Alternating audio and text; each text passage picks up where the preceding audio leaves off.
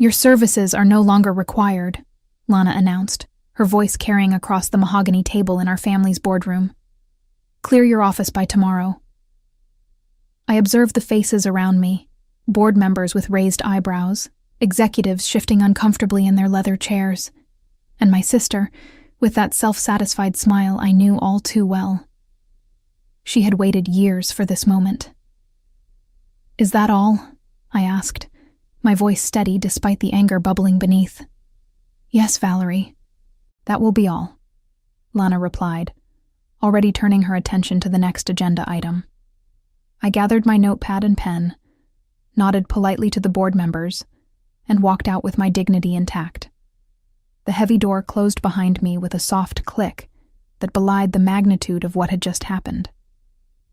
I had been fired from our family business, Connors and Tate Solutions, a company I had helped grow from a struggling regional logistics provider to a national powerhouse. My name is Valerie Connors, 43 years old, and until 10 minutes ago, I was the executive vice president of operations at the company my grandfather founded. For over a decade, I had been the one securing contracts, building client relationships, and structuring the deals that accounted for most of our revenue. While Lana focused on corporate image and playing politics with board members, I had been the engine driving our growth in Nashville, Tennessee. I walked to my office, a corner space I had earned through years of dedication. My assistant Natalie looked up, her expression immediately concerned when she saw my face. "Val? What happened in there?" I closed the door behind me before answering. "Lana fired me, effective immediately. I need to clear out tomorrow." Natalie's mouth fell open. "She can't do that. Without you, this place would—" "She can, and she did." I sank into my chair, allowing myself just one moment of shock before the wheels in my mind started turning. Dad made her CEO, and the board approved it. It's her show now. But why? You've brought in over 70% of our major clients. I smiled faintly. And that's precisely why. I've outshined her for years, and she couldn't stand it. But as the initial shock faded, a curious calm settled over me.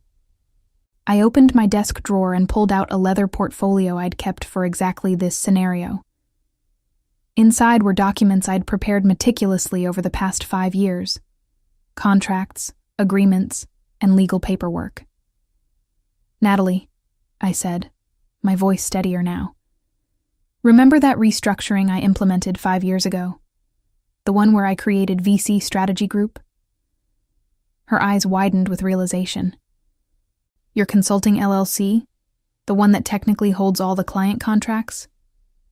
I nodded, allowing myself the first genuine smile since I'd walked into that board meeting.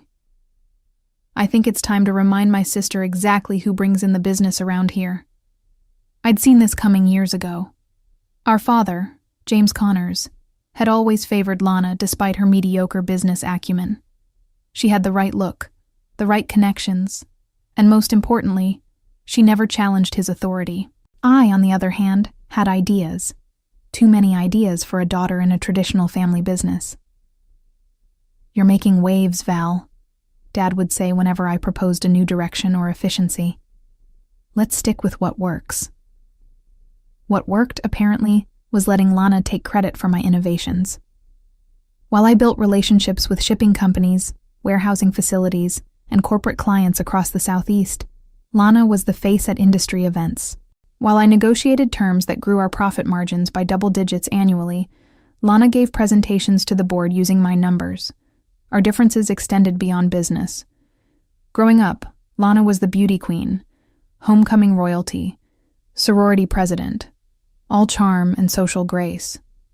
I was the pragmatic one, more interested in logistics problems than country club politics. "Why can't you be more like your sister?" Mom would ask, not unkindly. "She makes connections so easily." What they never understood was that I made connections too, just different ones. Instead of cocktail parties, I built relationships in conference rooms. Instead of social climbing, I focused on creating value. And over time, Clients came to trust me, not the company brand or Lana's polished presentations. 5 years ago, when whispers of succession planning began, I made my move. With the help of my attorney, I created VC Strategy Group LLC, a consulting company with exactly one client, Connors and Tate. On paper, it looked like a tax efficiency measure. In reality, it was my insurance policy. This structure gives us flexibility, I explained to Dad when I proposed it. It lets me negotiate directly with clients without all the corporate red tape. He approved it without understanding its implications. Why would he question anything that improved our bottom line? To him, it was just another one of my efficient little fixes, not the foundation of my independence. Over time, I migrated all major client relationships to my LLC. The paperwork was there for anyone to see, if they bothered to look. But Lana was too busy planning her CEO office renovation to notice that the contracts listed VC Strategy Group as the primary service provider, with Connors and Tate as merely the fulfillment partner. Dad's retirement announcement last month had accelerated everything. The succession plan was unveiled. Lana would become CEO, and I would remain in my operational role, essentially doing the work while she wore the title. Or so they thought. The morning after my dismissal, I arrived early to pack my office. The building was quiet, most employees not due for another hour. I had chosen this time deliberately. No need for an audience. As I boxed up family photos and awards, my phone buzzed. It was Beth Winters from Skyline Distribution, our largest client. "Valerie, what's going on? I just got a strange email from your sister saying she's my new point of contact." I smiled to myself. "Good morning, Beth. Yes, there have been some changes. Lana is the new CEO. But our agreement is with you," Beth said, confusion evident in her voice. "The contract is with VC Strategy Group. Does she understand that?" "I don't think she's reviewed the contracts yet," I replied, keeping my tone neutral. "Would you like me to clarify things with her?" "Please do. We signed with you, not with Connors and Tate. Your expertise is what we're paying for." After hanging up, I continued packing, now with a lighter heart. By the time I finished, similar calls had come in from 3 other major clients. None of them had any intention of working with Lana. At 8:30 a.m., right as the office began filling with employees, my phone lit up with Lana's name. I let it ring twice before answering. "Hello, Lana. Where are the client files?" Her voice was tight with controlled panic. "And why is Beth Winters saying she won't work with us anymore?" "The client files are exactly where they've always been," I replied calmly. "In the shared drive, organized by account. As for Beth, she's exercising her contractual rights." "What are you talking about? What contractual rights?" I could picture her perfectly, standing in her new CEO office, probably wearing one of her immaculate pantsuits, her face flushed with frustration. "Check the contract headers, Lana. All of our major accounts are contracted through VC Strategy Group, my consulting company. Connors and Tate is just the fulfillment partner. The clients chose to work with me, not the family brand." The silence on the other end was deafening. Then, "You can't do this." I couldn't help the laugh that escaped me. I already did. 5 years ago, actually, with Dad's approval and the board's signature on every document. "This is sabotage." Her voice rose an octave. "No, Lana. This is business. You wanted to be CEO? Congratulations. But the relationships, the trust, the actual revenue-generating contracts? Those are mine." By the time I hung up, Natalie had appeared at my door with a cardboard box of her own belongings. "I quit this morning," she announced with a smile. "Told HR I'll be joining VC Strategy Group effective immediately." The realization hit me fully then. This wasn't just about sweet revenge against Lana. This was my chance to build something truly mine. I picked up my box and took one last look at the office where I'd spent the past 15 years. "Let's go," I said. "We have a company to build." I spent the rest of the day in my home office, making calls to every major client. By evening, I had confirmed what I already suspected. All 14 of our top-tier accounts would be following me. Together, they represented over 80% of Connors & Tate's annual revenue. "What about fulfillment?" asked Thomas Graham from Evergreen Supply Chain. "You've got the relationships, Val, but can you handle the actual logistics work?" It was a fair question. Until yesterday, I'd had Connors & Tate's infrastructure at my disposal, their warehouse network, their transportation partners, their software systems. "I've been anticipating this transition for some time," I assured him. "I've already secured partnerships with 3 regional fulfillment centers. Your operations won't miss a beat." What I didn't tell him was that those partnerships had only been finalized that afternoon, in a flurry of phone calls and hastily signed temporary agreements. I was building the airplane while flying it. By 9 p.m., my dining room table was covered with legal pads, my laptop, and an empty pizza box.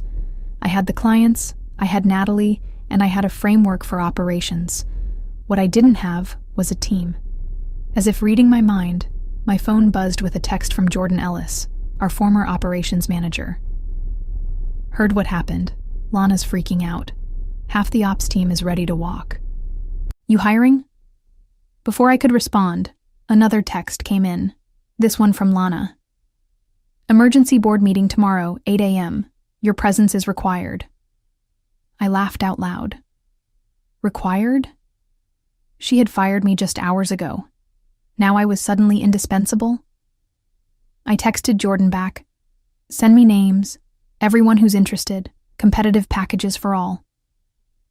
To Lana, I simply responded, "I'll have my attorney attend." My phone rang immediately. I let it go to voicemail. When it rang again, I finally answered. "This isn't a request, Valerie," Lana snapped.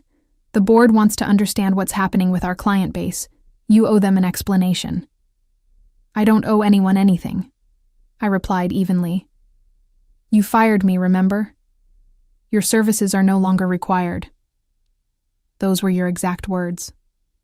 That was before I understood the situation with the contracts.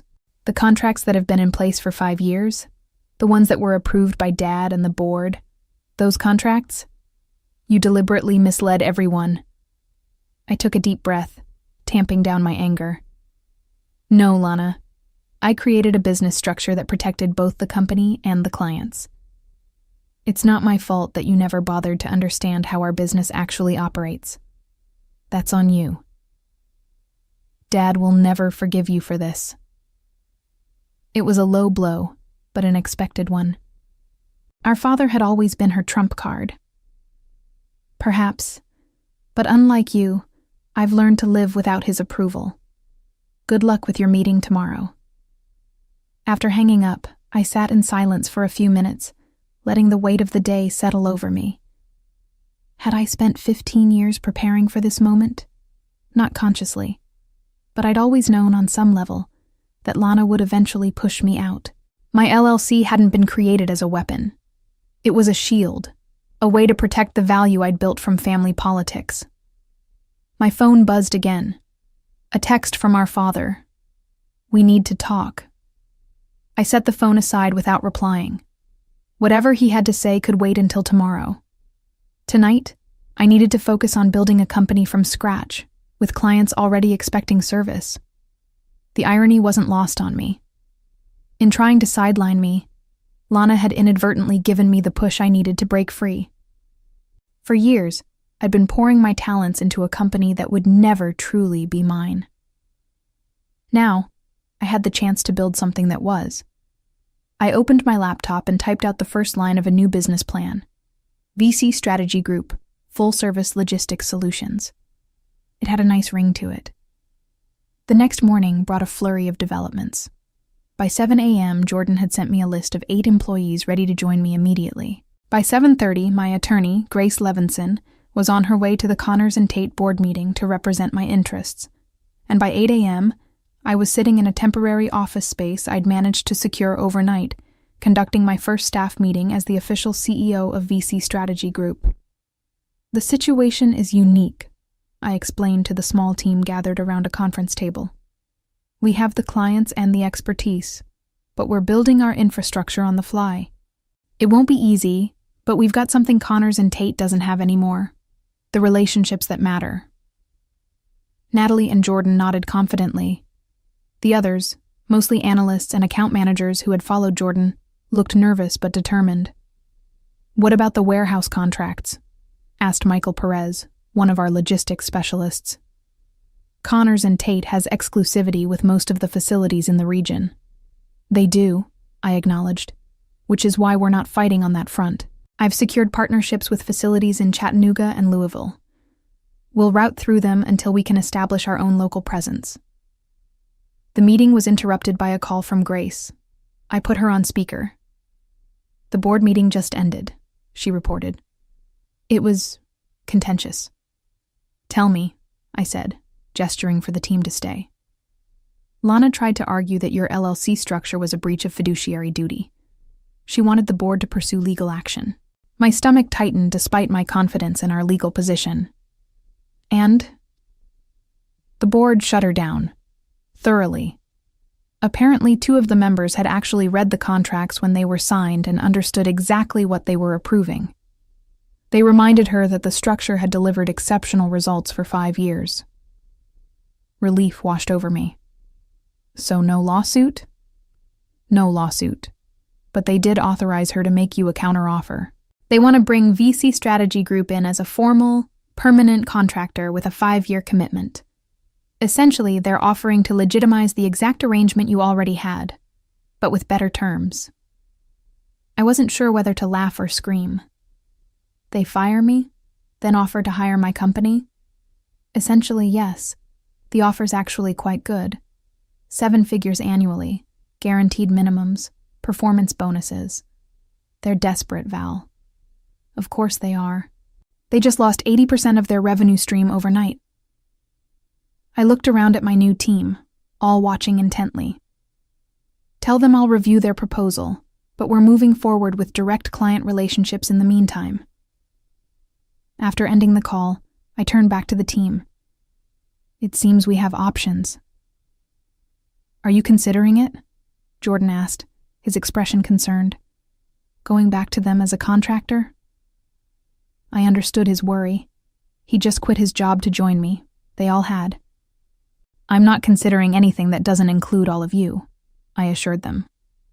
"But having Connors and Tate as a client rather than an employer could be advantageous while we build our own operations." The temporary office door opened, and a courier delivered a thick envelope. Inside was the formal offer from the board, along with a handwritten note from my father. "You've outplayed us all.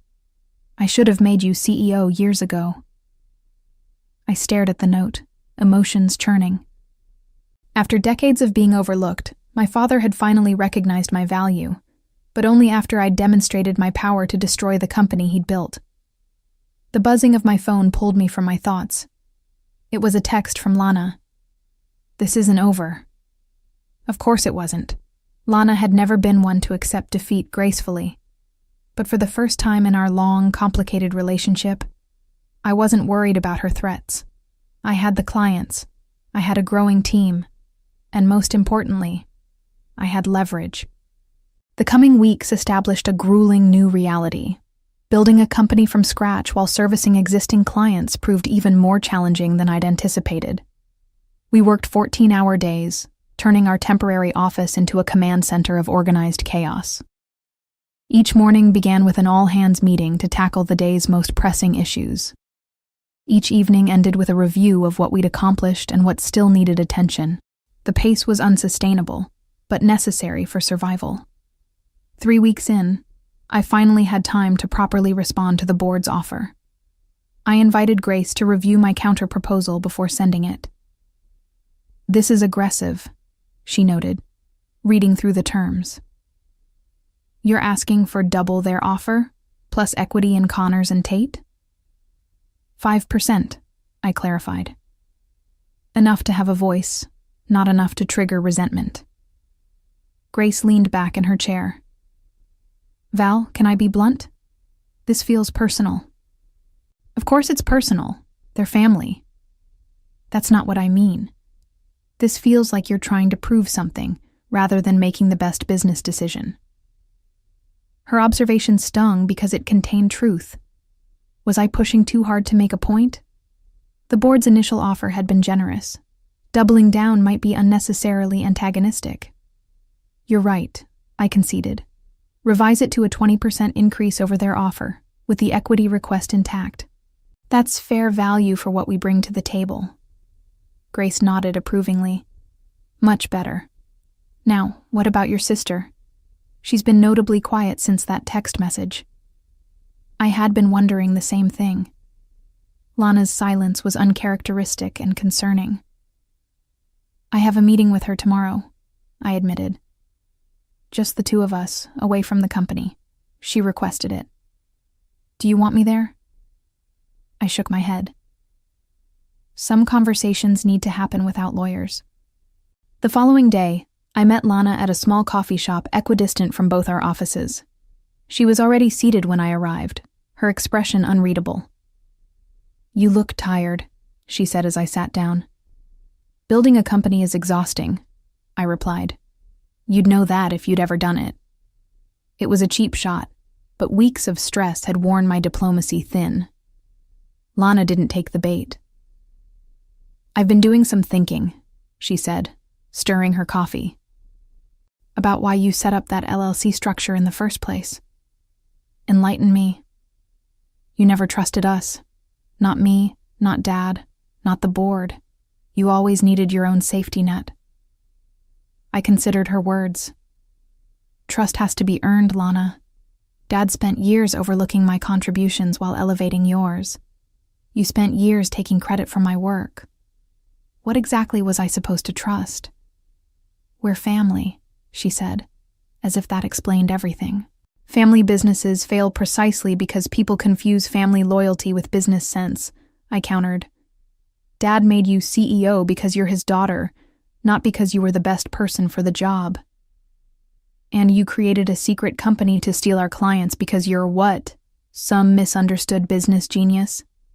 I created a structure that protected the value I built. Value that you and Dad were happy to benefit from until you decided I was expendable." Lana's facade finally cracked. "You want to know why Dad made me CEO instead of you? Because you're ruthless, Val. This stunt with the contracts proves it. You'd burn down the whole company to prove a point." Her words hit harder than I expected. Was that how they saw me? As someone willing to destroy our family legacy out of spite? "I didn't burn anything down," I said quietly. "You lit the match when you fired me. I'm just making sure I don't get consumed in the flames."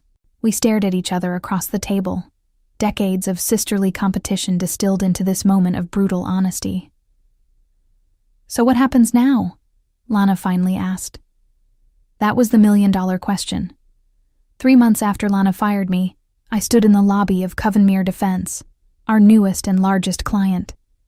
Their contract would push VC Strategy Group's annual revenue past $40 million, nearly double what my team had managed while at Connors and Tate. "Impressive operation you've built in such a short time," remarked Edward Hughes, Covenmere's procurement director, as he led me through their facility. "We had a unique launching point," I explained. "An established team, proven expertise, just under a new banner. And without the family drama, I hear." He gave me a knowing look. "Nashville's business community isn't that large, Valerie. Word gets around." I maintained a professional smile. Every company has its evolution story. "Indeed. Well, we're excited to work with you directly. Your reputation for hands-on management is exactly what we need for our supply chain overhaul." Later that afternoon, I returned to our new permanent offices, a renovated warehouse space with exposed brick walls, open workstations, and private meeting rooms named after our first clients. In just 3 months, we'd grown from 8 employees to 23. Jordan met me at the door with barely contained excitement. The Connors and Tate board accepted our counter-proposal. We're officially their primary logistics partner for the next 3 years.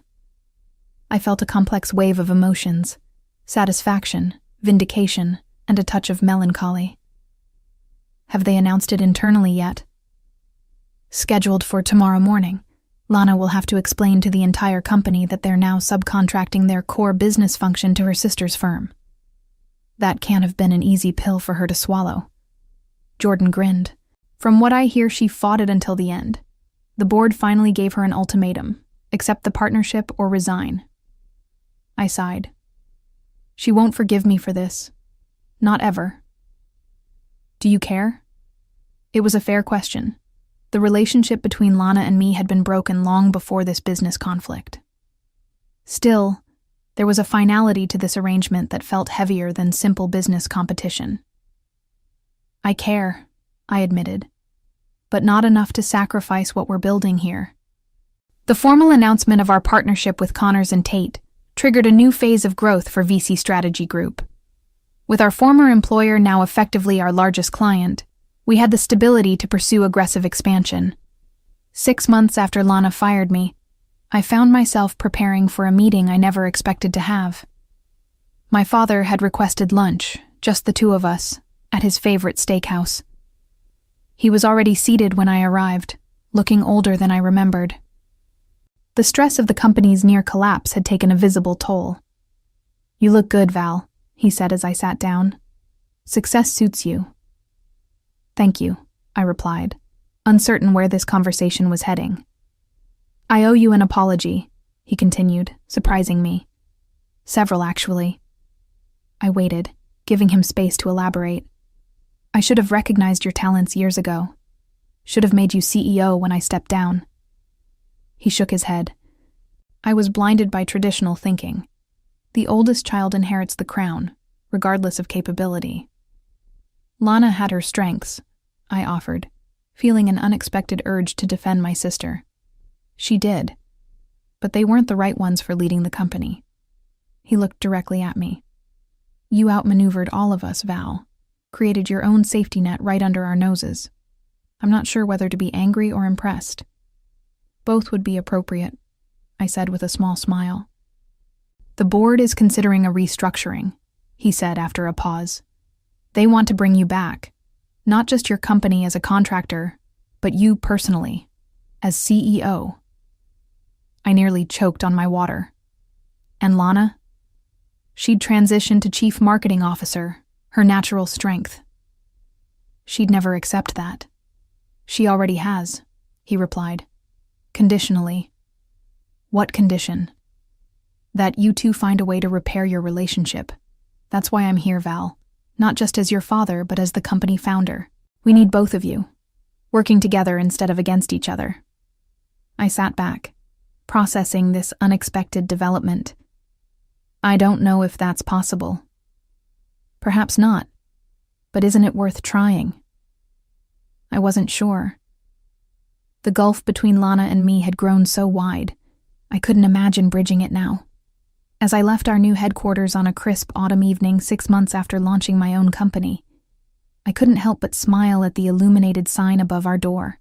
The journey from being fired to building a thriving business had been challenging but immensely satisfying. With 35 employees now, multi-million-dollar contracts, and even Connors and Tate as our client, I had transformed Betrayal into spectacular success. Looking toward the future, I knew I had many more chapters to write in my business story. But the sweetest one would always be how my sister's attempt to push me aside had inadvertently given me the empire I truly deserved.